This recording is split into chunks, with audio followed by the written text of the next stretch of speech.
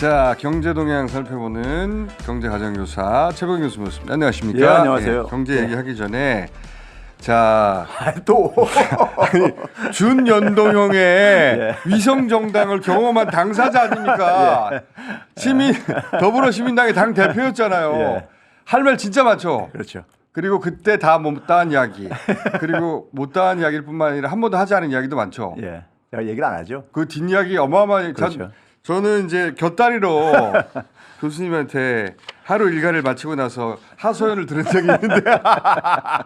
근데 우리 박 원장님이 굉장히 나이브하시네. 저 정치 저기 구단이라 그러시는데. 근데 이제 소수정당의 욕망을 직접 상대해보고 예. 컨트롤하고 그리고 조정하에서 결론을 내고 그 네. 경험을 해본 사람은 지금 생각해 보니까 최백은 교수님하고 그때 그 관계자 극소수에 불과해요. 그렇잖아요. 그렇죠. 그러니까 지금 민주당에서 잘 모릅니다, 사실. 네. 그 작은 정당들이 어떤 욕망을 가지고 어떤 태도로 협상에 임하고 무엇을 요구하고 협상한 것이 어떻게 바뀌고 얼마나 자주 바뀌는지. 저는 있잖아요. 예. 이게 뭐 제 자랑하는 건 아닌데 예. 그 당시 이제 시민당 만들자고 이제 시민들이 예. 그 검찰 개혁했던 시민들이 전국에 이제 그게 그렇죠. 조직 기반이 만들어졌었거든요. 그 시민들이 이제 저를 등떠 밀어가지고 밀어했을 때 예. 그분들이 참 진짜 그 사람을 잘 골랐다 이렇게 생각한 게. 왜냐하면은 교수님은 그때 나는 이 정당을 통해 하나도 이득을 보지 않겠다. 그렇죠. 그리고 여기서는 아무도 못한다 그랬고. 그리고 이 여기에 속한 사람들은 아무도 국회의원 될 수 없다. 예. 그리고 저는 끝나자마자 내 본업으로 돌아갈 거다 하고 그때 약속을 끝나자마자 지켰고. 난 해산한다. 예. 그렇게 그렇죠. 선언했기 때문에 예. 조종할 수 있는 권한이 예. 생겼어요 그때. 예. 힘이. 그래서 사실 그 당시에 총선 승리하고 나서도요. 이제 그 민주당에서 일부 이제 국회의원 현역 의원들이 내려오기도 했었어요. 예. 했죠. 했는데 제가 이제 결론부터 얘기하면 이런 겁니다. 진보 진영이든 보수 진영이든 간에 정치에 관심 있는 분들은 일반 사람들하고 욕망의 수준이 차원이 다릅니다. 비교할 수 없죠. 예. 비교할 수 없어요. 그리고 일반 사람들은 상상할 수 없어요. 자기들하고 비슷할 거라고 생각해요. 그러니까 상상할 수 없어요. 근데 저는 그걸 확인을 했어요. 예. 그건 진보 진영이든 보수 진영이든 똑같더라고요. 봤어요.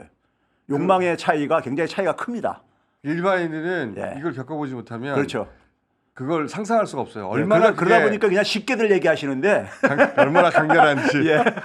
쉽게들 얘기하시는데 욕망이 그게 이제 평상시에는 이렇게 노출이 안 보이죠. 그렇죠. 안 보이는데 이제 정치판에 이제 이게 정치가 특히 현장에 벌어지면은 의석수가 눈앞에 있을 때. 그리고 그건 남녀노소 관계 없습니다. 이 말을 할 수 있는 게 예. 당시 교수님이 협상했던 대상이 20대 청년부터 70대 노조까지 네. 다 협상을 했기 때문에 그래서 우리 박 원장님이 굉장히 나이브하신 것 같아요. 그래가지고 제가 기억하는 거는 예. 이 협상 됐습니까? 교수님 협상 됐다고 했는데 3시간 있다가 뒤엎어졌습니까? 뒤엎어졌어. 다시 협상됐습니까? 3시간 있다가 다시 협상됐는데 이렇게 결론 났습니까? 결론 났는데 다음날 아침에 또 뒤집어졌습니까? 그리고 또 1시간 있다가 다시 바뀌었어요? 그렇죠. 이번에 최종이에요? 사인했습니까? 또 뒤집어졌어요? 제가 이거를 맨날 봤기 때문에 그리고 평상시에 제가 알던 사람들이 아니더라고. 그러니까요. 그분들이 또 교수님이 소수정당 혹은 그 시민운동 하시는 분들하고 가까웠기 때문에 대부분 안면이 있거나 그렇죠. 심지어는 지도한 분들이었는데 그분들이 이제 의석수 앞에서 약속을 초계와 같이 버리고 1시간 단위로 이랬다 저랬다. 그렇죠. 예. 그거를 며칠 동안 하잖아요. 그렇죠. 그거를 거의 뭐 한 달 이상 겪었어요, 사실은요. 그 접촉할 때부터 시작한 거. 한 달 내내. 예. 그래서 교수님도 진이 빠지고 그때 예, 그랬죠. 입이 무르트고 몸이 망가지고. 그때 그 당시에 그래서 어깨 목 섞어가 저 뭐 디스크 비슷한 것도 오고 막 근데 그게 한 명이 아니고 모든 예. 주체가 다 그래요. 예. 야. 이제 그 길로 가는 겁니다. 그래서 그 당시에 끝나고 나서도요. 예. 이해찬 대표님이 다스베에 대해서 만났을 때도 그런 얘기를 하더라고요. 아니 저기 이 정당 이제 그 소수 정당들은 보내고 그다음에 나머지 이제 민주당하고 통합하는 거에 과정까지 그거 다 이제 합의 보고 이제 그랬으면 정리될 거라고 생각 안 했습니까? 그러니까는 자기는 교수님이 그렇게 간결하게 할 줄 몰랐다고. 간결하게. 그러니까 교수님이 믿지 못했어요. 그럼 믿지 못했습니까? 그러니까는 정치판이 그래요. 그러더라고. 교수님이어서 할 수 있었어요. 왜냐면 그러니까 나는 안 한다. 예. 나는 출마 안 하고 그리고 여기 있는 사람 전부 다 안 한다. 예. 거기서 힘이 생겼죠. 힘이 그랬던 것 생겼고. 같아요. 그걸 선을 이제 근데 그걸 선을 안 그으면요 될 것 같지가 않더라고 이게 엉망이 될 것 같다고. 그리고 나서 약속 거짓말 안 못하고 한 30번씩 뒤집어지는 거 봤어요. 이렇게 했다가 저렇게 했다가 이렇게 했다가 이렇게 했다가 사인했다가 뒤집고 또 말 바꾸고 지금 끝입니다 했다가 또 바꾸고 다음 날 아침에 또 바꾸고 또 바꾸고 또 바꾸고. 그러니까 그 당시 그 남녀노소 관계 없더라니까요. 네? 20대 청년들부터 해가지고 또 바꾸고. 아니 20대 청년이 더 했어요. 예, 맞아요. 마지막에는 체력이 있어서 그런지 마지막 순간까지 바꾸더만. 예. 고생하셨는데 그걸 이제 아시는 분이니까 병리평으로 가야 된다고 계속 말씀하셨죠. 자, 수출 얘기 해보죠. 예. 자, 1월달 수출이 나왔는데요. 언론들이 그냥 전부 다 그냥 합창들을 하고 있는데 수출이 그러니까 두 자릿수로 그러니까 20% 가깝게 증가했다. 대중국 수출도 증가세로 전환됐다. 뭐 이런 얘기들 나오고 그러거든요. 예. 근데 화면에 나왔듯이요. 화면에 예. 이게 작년 1월달이 있잖아요. 우리나라 1월이. 수출 역사에서 가장 많이 하락했던 때예요. 아 예? 그렇구나. 중국 수출도 한 30% 이상 하락했을 때였었어요. 예. 그러니까 작년 1월 달이 그러니까 22년 10월 달부터 그러니까 전체 수출이 줄어들기 시작했는데 이 표를 보시면 예. 자, 맨 아래 칸 예. 이 마젠타 색깔로 되어 있는 2022년 1월 이때가 예. 이제 문재인 정부 저기 끝날 무렵이잖아요. 그렇죠. 그때 예. 중국 수출을 보면 134억 달러였죠. 예. 그래서 바로 위칸 이게 이제 윤석열 정부 1월 달인데 그렇죠. 92억 달러로 31%나 줄어들었잖아요. 예, 예. 역대급으로 줄어들었기 때문에 올해 1월 달 107억이 늘어난 것처럼 보이는데 예. 아직은 모른다 이거죠. 문재인 정부 시절에 134억 달러로 비교하면 한참 멀었다는 그렇죠. 거죠. 예. 예. 이게 이제 실상인데 예. 거기다가 이제 작년에 이제 줄어드는 이유가 중국 수출이 이제 그러니까 이렇게 끌어내린 것도 있지만은 또 하나는 지금 이제 이번 주말부터 이제 명절이 시작하잖아요. 예. 작년에는 설 명절이 1월 달에 있었습니다. 아하. 그래서 그 이제 2.5일을 그러니까는 작년에는 이제 비어요. 아. 설 명절 때 쉬니까는. 예. 그래서 그것도 영향을 미쳤던 거예요. 아, 그러네요. 예. 근데 이제 올해는 이제 그러니까 2월 달에 명절이 이제 그러니까. 있잖아요. 그럼 날- 이제 2월 달 수출 크게 줄어들 거라고 이제 그러니까요. 아, 이제 예. 그렇구나. 예? 그렇죠? 그러니까 이런 것들을 좀 기자들이 좀 이렇게 짚어서 좀 얘기를 해줘야 되는데 그러니까 문재인 시절의 회복을 아직도 한참 멀었다. 그렇죠. 한참 멀었죠. 갈 길이 멀다 이거죠. 갈 길이 멀다. 예, 반도체도 마찬가지고요. 자, 두 반도체도 번째. 마찬가지고요. 자, 그다음에 이제 어저께 이제 요새 삼성전자 위기 얘기들 많이들 나오고 네. 그러잖아요. 근데 우리나라 수출을 보게 되면 수출이 줄어들면서 보게 되면 우리나라 전체 수출액하고요. 삼성전자 매출액하고 거의 같이 움직입니다. 삼성전자 비중이 크다 보니까요. 크다 보니까. 예. 그래서 제가 이제 여기 하나만 이제 시간이 없다 보니까 그림을 하나 소개한 건 뭐냐면은 네. 삼성전자의 중국 매출액, 중국 매출액. 매출액하고 중국 수출액 우리나라. 예. 이거 흐름 봐보세요. 그거 똑같지 않아요? 그러니까 지난 지금 10년 동안에 실선으로 오렌지 색깔이 돼 있는 게 예. 우리나라의 중국 수출액이고요. 그렇죠. 막대 그래프가 삼성의 중국 매출인데 예. 그 2023 오른쪽 끝에 있는 2023년 보십시오. 2000년은 이제 3분기까지입니다. 물론 이제. 예. 근데 그러니까 저거 중국이 확 떨어지니까 예. 중국 수출액도 확 떨어지잖아요. 2022년부터 이제 쭉 떨어졌잖아요. 아니 중국에 반도체 수출을 못 하니까 그러니까요. 그 반도체 수출을 예. 절반을 중국이 하고 있었는데 그 시장을 뺏어 버렸잖아요. 그러니까 이게 거의 그 상관성이 한 90% 돼요. 같이 움직여요. 그러네. 그 얘기는 결국 뭐냐면은 우리나라에 그러니까는 이게 흔히 옛날에 노키아라고 있었잖아요. 노키아를 가지고 이제 그 핀란드에 노키아 리스크라 그랬었습니다. 예. 거기 의존도가 너무 높아가지고. 음. 그런데 우리나라는 삼성전자 리스크죠. 일종의 삼성전자에 대한 의존도가 굉장히 높다 오케이. 보니까요. 그런데 삼성전자하고 중국이 이렇게 연관성이 높다는 얘기는 중국 리스크가 이게 현실인데 중국 국제관계를 잘해야 된다는 얘기죠. 국정을 운영하는 사람들. 그러니까 탈중국 선언하면서 이렇게 된 그러니까 이게 거잖아요. 굉장히 멍청한 짓을 한 거예요. 진짜 멍청한 짓이죠. 예, 멍청한 짓을 한 거예요. 반도체를 중국에다 내다 팔고 있는데 전부 다 그 예. 시장을 없애버렸으니 얼마나 멍청해요. 그러니까 스스로 자해 행위를 한 거예요. 자해행위했죠. 예, 자해행위를 한 윤석열 거예요. 정부가. 예. 그러면서 작년까지만 해도 조선일보가 중국 탈중국 했더니 세계가 보인다 그러더니 이제는 아무것도 안 보이거든. 그렇죠. 이제는 그러니까 아예 저기죠 얘기도 안 하잖아요. 아 이거 진짜 자, 멍청한. 그다음에 그 요새 이제 정치인들 보게 되면 특히 이제 집권 여당 정부가 아무래도 책임이 더 크니까 야당보다는 저는 제발 시장 같은 데 가서 저기 이제 먹방 같은 거 하지 마시고 먹방 같은 거 이 하지 한국은행이나 통계청 자료만 봐도 있잖아요. 경제가 어떤지 알 수 있어요. 알 수 있는데 일단 한번 봐봅시다. 성장률을 이제 먼저 보시게 되면 있잖아요. 이거를 윤석열 정부가 이거를 직시를 해야 됩니다. 지난 그러니까 20년 노무현 정권 때부터 네. 최근 윤석열 정권 때까지 성장률을 쭉 제가 이렇게 그 OECD 통계 수치입니다. 예. 통계 수치인데 보게 되면은 한국하고 OECD하고 성장률을 보게 되면은 대개 한 1.4배에서 그 1.7배 정도가 높았어요. 이명박 정부 때 특별하게 6.4배가 됐던 거는 저 당시에 금융위기하고 금융위기. 유로존 재정위기가 있어가지고 유럽이 폭망했을 때였습니다. 그렇죠. 그러다 보니까 저렇게 상대적으로 유럽이 워낙 못해가지고 저렇게 된 거고 나머지는 대개 한 1.5배 안팎으로 그러니까 우리가 높았어요. 그러니까 OECD보다. OECD 평균보다 우리가 40%를 더 잘했다는 거죠. 그렇죠. 1.4. 했는데 이게 네. 80% 떨어졌다 이거예요. 그러니까 갑자기. 그러니까 OECD가 일할 때 우리는 0.8밖에 못 한다는 그렇죠. 거죠. 예. 그러니까 그러면 이게 왜 그런지에 대해서 이거를 직시를 해야지만 문제가 풀리거든요. 그렇죠. 근데 이걸 외면하고 있는 거잖아요. 이걸 외면하고 먹방하고 있거나 그렇죠. 예? 시장에 가서 아니면 생닭을 사거나 그렇죠. 생닭은 왜 사는지 모르겠는데 이게 생닭을 참 사거나. 그러니까 이건 기본적으로 경제에 대해서 관심이 없으니까 지금 이런 짓을 하고 있는 건데 자, 그 결과로요. 성장률이 이렇게 되다 보니까는 시장 안 가도 확인됩니다. 이게 뭐냐면 우리나라 가계 전체니까는 쓸 수 있는 소득 있잖아요. 처분 가능 소득이라고요.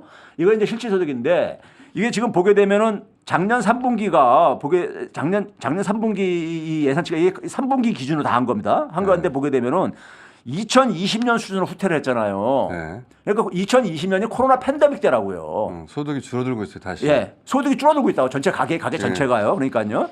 그러면 이렇게 가계가 줄어들다 보니까 자연히 가계가 쓸 돈이 없죠. 당연히 그러니까요. 가처분 소득이 없겠죠. 그다음에 이제 노동자들만 보게 되면요, 임금 노동자들만 보게 되면은 우리가 이제 여기 이제 통계를 보게 되면 그래도 직장이 있는 사람들을 적은 거예요. 고용이 돼 있는 사람들, 예. 고용 안 돼 있는 사람들도 있잖아요. 하도급이라든가. 이건 세전이에요, 세전. 예, 그리고 네. 이거 세금 전입니다. 근데 보게 되면은 대기업 상용직 노동자들도 상용직 월급쟁이들도 2023년도에 539만 원인데 월 수입이 전부 다 줄었네. 월 수입이 539만원인데 문제는 2018년 수준보다 적어. 그러네. 예? 그러니까 이렇게 줄어드니까는 가게가 쓸 돈이 있겠냐고요. 예? 이렇겠죠? 자, 그래서 그것이 이게 수출도 줄어들고, 예. 그리고 그러니까 가게 소득이 줄어들고 소득도 줄어들고. 그러니까 이제 소비가 줄어들죠. 당연히 자, 소득이 줄어들겠죠. 예, 소비 이제 다음 거 이제 소비를 봐보주세요. 이거 한국은행 통계를 보시면 나오는데 네. 가게가 이렇게 소득이 줄어들 때 대응을 어떻게 하겠습니까? 상대적으로요. 우리가 되게 이제 임대료는 집이 없는 사람들은 낼 수밖에 없는 거죠. 올려도요. 그러니까요. 그다음에 의료비 아프면 병원비 내야 되잖아요. 이런 거는 그러니까 자기가 컨트롤 못 해요. 자기가 컨트롤하는 게 뭐냐면 먹는 거, 마시는 거, 그다음에 옷 입는 거, 신발 신는 거 이런 것들이라고요. 그렇죠. 이런 것들을 그러니까 한국은행 통계를 보시게 되면은 예. 이게 지금 작년도 3분기에 38.1조인데 이게 지금 언제 떠냐면 2011년 수준에도 안 되는 거예요. 그러네. 가게가 지금 그러니까는 엄청 얼마나 힘든가가 지금 보여주는 거잖아요. 예? 그러니 알겠습니다. 시장 안 가도 알 수 있는 거잖아요. 이건 통계만 들여다 보면요. 예? 시장 가가지고 쓸데없는 그러니까 어묵 먹방 이런 거 하시지 이런 마시고. 통계를 보면 예. 종이 하나도 없으니까 시장 가는 거죠 거꾸로. 시장에서 그게 안 보이니까. 그러면 예. 이제 여기서 대책도 나와요. 문제를 보이게 되면은 예. 가게에서도 강화를 해줘야 되는 거죠. 그러니까요. 그렇죠. 소득 예. 강화를 해줘야 되는 거지. 거죠. 기본소득을 지급하고. 예. 자. 그다음에 이제 이걸 이제 그러니까 일부 방송에서는 또 요즘 가게들이 해외 소비를 많이 해가지고 다루는데 해외 소비로 넘어와서 그렇다. 국내인들이 내국인들이 해외 소비를 하는 직구 같은 거 이런 거 있잖아요. 예, 예. 그것도 통계가 있어요. 예. 통계를 보게 되면은 팬데믹 때 급락했다가 예. 좀 이제 회복이 됐는데도 불구하고 여전히 2015년 수보다 낮아요. 이것도. 그렇구나. 그러니까 문재인 정부 때는 그러니까 거의 이게 그러니까 막 이제 9조 원 이상이 이렇게 소비가 됐었는데 지금은 6조 정도. 아니 뭐 안 된다고. 국내 쓸 돈이 없는데 해외 쓸 돈이 어디 있습니까? 똑같이. 그러니까요. 예. 그러니까 그런 점에서 거기다가 뭐냐면은 상황이 지금 갈수록 더 악화가 되고 있다는 겁니다. 더 나빠지고 있어요. 예. 그래서 이제 최근 1년을 이제 한번 볼게요. 최근 1년을 보게 교수님 되면은 그래프 많이도 가져오셨다 오늘. 이거 제가 뭐 명절 때 좀 저기 정치인들 좀 고민들 좀 하라고 네. 지금 경제 상황이 얼마나 심각한지를 작년 1년 동안에 소매 판매가 3%가 줄어들었어요. 줄었네. 1년 전보다도요. 네. 근데 이게 뭐냐면은 외환위기 때 이후에 최악이야 지금 이게. 아 그렇구나. 그러니까 팬데믹 때도 그러니까 줄어들지 않았었어. 0%였었어요. 팬데믹 때는 성장하지 않았을 뿐 줄어들지는 않았는데. 줄어들지 않았는데 지금 작년에 우리가 무슨 일이 있었다고 도대체가 이렇게 줄어드냐고. 그게 전쟁 난 것 같은 거예요 예? 지금 완전히. 예. 그러니까 이게 뭐냐면 저기 2003년도에 저기 그 4.4는 뭐냐면요. 그 앞에 끼가 워낙 많이 올라갔었기 때문에 기저 효과를 조금 충격받았으면 마이너스가 크게 떨어진 거고 두 개를 고려하게 되면 외환위기 이후에 최저로 지금 최악인 거야 지금요. 그러니까 일반 시민들이 그러니까는 지금 IMF 때보다 안 좋다 이런 얘기하는 게 당연한 거예요. 당연한 건데. 자, 그러면 이 상황 속에서 내수가 굉장히 이렇게 안 좋다는 거를 지금 예. 통계 수치로 확인할 수 있잖아요. 자, 수출 한번 봐보세요. 수출. 이제 성장에 미치는 것이 수출에서 수입을 뺀 거거든요. 예. 그게 무역 수지잖아요. 그렇죠. 무역 수지를 보게 되면 김영삼 정부 때부터 그게 예. 30년입니다. 지난 30년 딱 30년이에요. 1993년에 김영삼 정부가 출범했기 때문에. 예. 지난 30년에 역대 정부에서 한번 봐보세요. 무역 수지가 김영삼 정부 때 무역 수지 적자였었죠. 예. 그러다가 외환위기 터졌죠. 그러고 나서 딱 무역 흑자가 계속 이어졌었어요.